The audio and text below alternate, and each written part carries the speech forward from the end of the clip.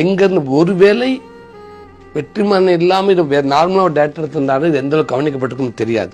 நல்ல படமாக கூட இருந்திருக்கலாம், தெரியாது.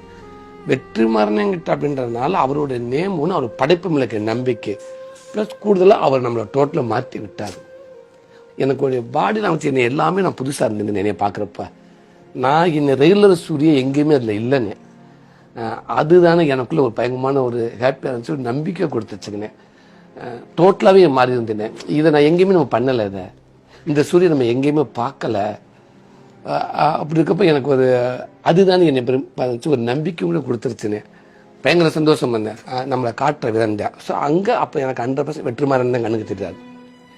ஒரு படத்திலேயே நம்மளை முழுமையாக அவனை நம்புங்க. ஏன் வெற்றிமாறன் ஒரு வார்த்தை சொன்னார் என்கிட்ட, சூரி இது ரிலீஸ் ஆகிறப்ப ஆட்டோமேட்டிக்காக வழக்கமாக உங்கள் ரூட்டில் போயிருங்க சூரி, அதில் 2 படம் இதை பார்த்துட்டு யாராவது நல்லா இருக்குன்னா கதை நான் வந்துச்சுன்னா கதைக்கு ஏற்றது மாதிரி